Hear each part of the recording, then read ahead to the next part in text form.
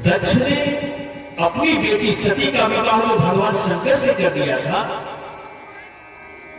तो वो तो उनके दामाद थे, उनमें मनमुटाव कैसे हुआ? हमने सुना सुखदेव जी से एक एक प्रश्न परीक्षित जी पूछ रहे हैं और सुखदेव जी उसका उत्तर दे रहे हैं।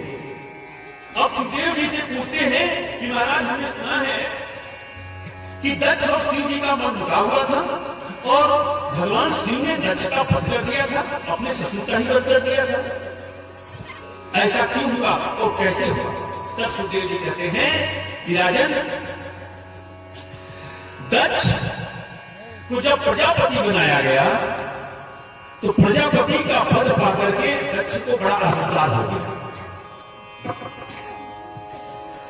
और एक बार की बात है, ब्रह्मा की सभा में एक कथा रामायण में बड़ी सुंदर आती है? पद पाकर के ही अहंकार जल्दी होता है। जब दक्ष को प्रजापति बना दिया गया तो उसे अहंकार हो गया, हम बहुत बड़े आदमी बन गए, हमें बहुत बड़ी पोस्ट मिल गई और प्रजापति का सत्कार और सम्मान करने के लिए ब्रह्मा की सभा में सारे लोग एकत्र हुए। उस समय सारे देवता वहां उपस्थित थे। जिस समय सभा में प्रजापति प्रवेश किया तो सारे लोग उसका अभिवादन किए, उठ करके खड़े हो गए, प्रणाम किया। लेकिन भगवान शंकर एक कोने में बैठे थे, वो नहीं उठे। इसको देख करके प्रजापति को बड़ा क्रोध आया, वो क्रोधित हो गए। उसने कहा, सब लोग मेरा सम्मान कर रहे हैं, मेरी अवहेलना मेरा दामाद ही कर रहा है। प्रजापति क्रोध में आकर के भगवान शंकर के सामने जाकर के बड़ी उदंड भाषा में भला भला कहने लगा। प्रजापति ने जाकर के कहा, अरे तुझे पितामह के कहने पर अपनी पुत्री तुझे दे दी, तो तुझे इतना अहंकार हो गया? और नहीं तो तू कैसा है जानता है? शमशान में रहता है, शमशान में रहने वाला और शिव वेश में चिता की भस्म को शरीर पर लपेटने वाला, सर्पों की माला को धारण करने वाला, तू उस जो के कहा था जो मेरी पुत्री से विवाह करता था। बड़ा कहा, बुरा कहा। उस सभा में जब प्रजापति भगवान भोलेनाथ को इस तरह से अपमानित कर रहा था तो सारे देवता डर के मारे कंपने लगे। लेकिन भगवान भोले शंकर, भगवान भोलेनाथ पर इसका कोई प्रभाव नहीं पड़ा, क्योंकि भगवान जानते हैं कि ये मूर्ख है। अरे भाई, मूर्ख किसी को गाली दे तो गाली देने वाले तो मूर्ख देंगे और कह देंगे जिसको एक पैसे का ज्ञान नहीं है? गाली तो बड़ी आसान है ना, गाली तो बड़ी आसान है किसी को दे देना। लेकिन बुद्धिमान का काम थोड़ी है कि उसका उत्तर दे। जिसके पास जो होगा वही देगा, वो क्या दे सकता है?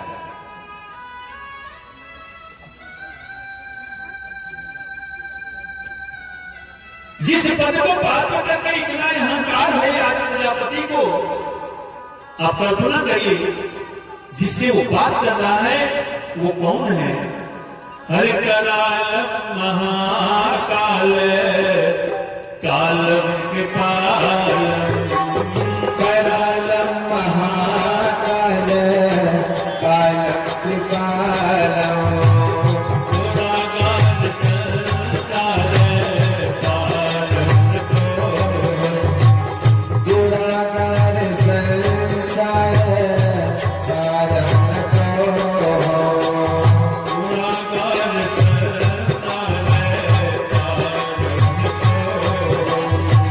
Gula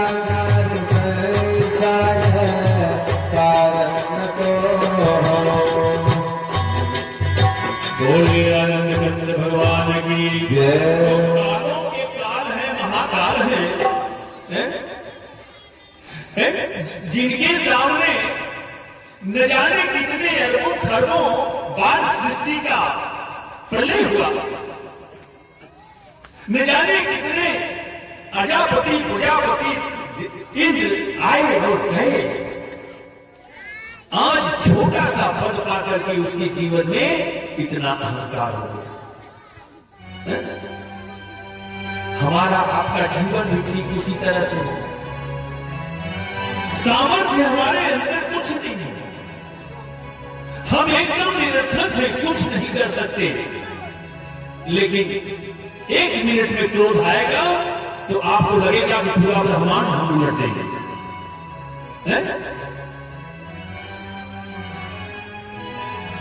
जब क्रोध आता है तो क्या होता है?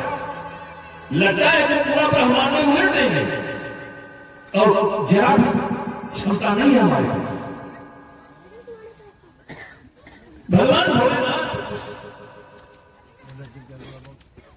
सभा से उठ करके चले गए। सुखदेव जी कहते हैं, राजन काफी दिन बीत गया। एक बार भगवान भोलेनाथ सती मैया से कुछ वार्तालाप भगवत चर्चा कर रहे थे। ठीक उसी समय आकाश मार्ग से सारे देवता जा रहे थे। सती जी ने पूछ बैठी, हे स्वामी, ये सारे देवता अपनी अपनी देवांगनाओं के साथ कहां जा रहे हैं? भगवान भोलेनाथ ने कहा, देवी, ये सारे देवता तुम्हारे पिताजी जो यज्ञ कर रहे हैं उसमें निमंत्रण मिला हुआ है, सब वही जा रहे हैं। जैसे ही इस बात को सती ने सुना, दक्ष की पुत्री ने, उसने कहा, स्वामी, हमारे मायके में यज्ञ हो रही है, पिताजी यज्ञ कर रहे हैं और आपको कोई सूचना नहीं, कोई निमंत्रण पत्र हमें क्यों नहीं आया? क्या कारण है? भगवान भोलेनाथ ने कहा, देवी, एक बार की बात है, अरे ब्रह्म सभा सन दुख माना, ब्रह्म सभा सन दुख माना, कहीं तेज हूँ करही अपमाना, कहीं तेज हो करही अपमाना, कहीं तेज हो करही अपमाना। बोलिए आनंद कंद भगवान की जय। एक बार की बात है, तुम्हारे पिताजी ब्रह्मा की सभा में कुछ रुष्ट हो गए मेरे कारण, और तब से आज तक मेरा अपमान करते चले आ रहे हैं, इसीलिए निमंत्रण पत्र नहीं दिया। सती ने कहा, स्वामी, आपको निमंत्रण नहीं आया कोई बात नहीं, लेकिन मायके में यज्ञ हो रही है तो हम जाएंगे, हमें जाने दीजिए। भगवान भोलेनाथ ने कहा, देवी,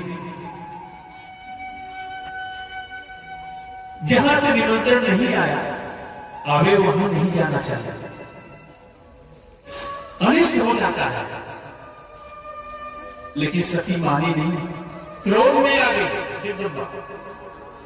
जगदम्बा क्रोध में आई और क्रोध में आकर के बाल बिखर गए, नेत्र लाल लाल, 2 कदम आगे चलती थी, 4 कदम पीछे चलती थी। मारे क्रोध के जब देखा भगवान भोलेनाथ ने कि देवी तो क्रोध में आ गई हैं, तो उन्होंने कहा, देवी क्रोध न करो, मैं गणों को लगा देता हूं साथ में, क्रोध का परित्याग करके प्रसन्न मुद्रा में जाओ। सती के हट करने पर भगवान भोलेनाथ ने सती को विदा कर दिया और वो मायके में पहुंची, और जहां यज्ञ चल रही थी सीधे यज्ञ मंडप में प्रवेश किया। जैसे ही यज्ञ मंडप में सती ने प्रवेश किया, दक्ष जो है उस समय आहुति दे रहा था, स्वाहा स्वाहा चल रहा था, आहुति दे रहा था। दूर से ही जैसे ही देखा कि अरे ये तो मेरी वो पुत्री आ गई, मैं सती जी से मैंने निमंत्रण नहीं दिया था, मारे क्रोध में जल भूल गए। लेकिन सती उसकी परवाह नहीं की, सीधे यज्ञ मंडप में प्रवेश कर गई और प्रवेश करके देखने लगी कि भगवान शिव का भाग कहीं रखा गया है कि नहीं रखा गया। जब उन्होंने देख लिया कि सारे देवताओं का भाग रखा गया है, भगवान शिव का भाग नहीं रखा गया, तब सीधे जाकर के अपने पिता से कहती है, दुष्ट, तेरी इतनी हिम्मत कि तू भगवान भोलेनाथ का अनादर कर रहा है। और आज मैं इस यज्ञ को ही नष्ट कर देने जा रही हूं। और इतना कह करके भगवान से प्रार्थना करती हैं कि मुझे दूसरे जन्म में भगवान शिव ही प्राप्त हो पति के रूप में, और हे प्रभु, मुझे इस जन्म में भले दक्ष की पुत्री बना दिया, लेकिन मुझे दक्ष की पुत्री फिर कभी न बनाइएगा, पत्थर की बेटी बना दीजिएगा। दक्ष माने होता है चालाक, बुद्धिमान। मैं किसी बुद्धिमान या दक्ष की पुत्री नहीं बनना चाहती हूँ, भले पत्थर की बेटी बना दीजिएगा, लेकिन मुझे दक्ष की पुत्री अब नहीं बनना है। इतना कह करके अपने को जोग अग्नि में भस्म कर दिया। हाहाकार मच गया। जिस समय दक्ष के यज्ञ में सती ने अपने प्राण का परित्याग किया, त्रिलोकी हिल गई। सीधे सीधे जगदम्बा ने अपने प्राण का परित्याग किया था, शरीर को छोड़ा था। भगवान शंकर के गण इस दृश्य को देख करके दक्ष के यज्ञ को नष्ट कर डाला। दक्ष की सेना आई, भगवान शंकर के गणों को मार करके भगा दी।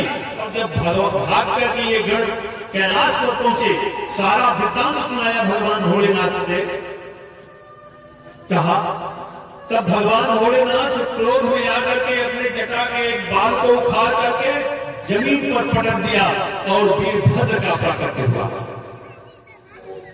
वीरभद्र को आदेश दिया, पुत्र तुम जाओ सेना लेकर के और जाकर के दक्ष का वध कर डालो। वीरभद्र कैलाश की भगवान शंकर की जितनी भूत प्रेत पिशाच है, हब्बिस थे, सारे एकत्र होकर के पहुंचे दक्ष के यज्ञ में। और न तहस नहस यज्ञ कराने वाले एकदम दाढ़ी साढ़ी उखाड़ करके एकदम सब नष्ट कर दिया। यज्ञ मंडप में आग लगा दी गई। भूत प्रेत यज्ञ मंडप में मदमुक्त कर दिए, एकदम से तहस नहस कर दिया। और जब मारने लगे, दक्ष की मृत्यु नहीं हुई, तब उसके गले को काट करके उसी हवन कुंड में डाल दिया। बोलिए आनंद नंद भगवान की जय।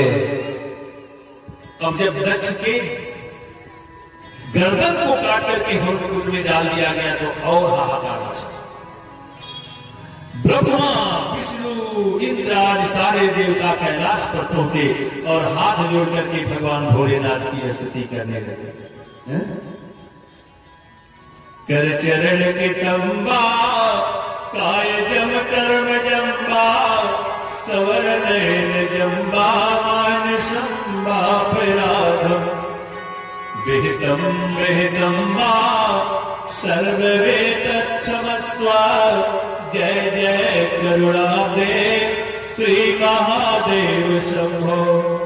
भगवान शंकर की स्तुति सारे देवता ब्रह्मा, विष्णु, इंद्र सब लोकपाल, देखपाल सब करने लगे। और भगवान की स्तुति पर भगवान भोलेनाथ प्रसन्न हुए। उन्होंने कहा, सरकार हम जब अपने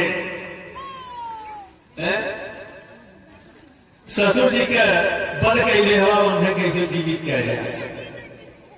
तब भगवान भोलेनाथ ने कहा, ठीक है, ले आओ, बकरे का सिर ले जाकर के लगा दो। बोलिए आनंद गंध भगवान की जय। भगवान शंकर ने बकरे का सिर लगवा दिया और बकरे का सिर जब लग गया तो वही दक्ष भगवान भोलेनाथ की हाथ जोड़ करके स्तुति करने लगा। बोलिए आनंद गंध भगवान की जय। इसीलिए भगवान शंकर की पूजा करने के बाद बकरे की आवाज निकाली जाती है। अहंकार खोपड़ी में होता है, अहंकार खोपड़ी में होता है। खोपड़ी बदल दी गई और अहंकार सारा उसका नष्ट हो गया। और यज्ञ का मतलब है कि हम अपने अहम भाव की आहुति दें।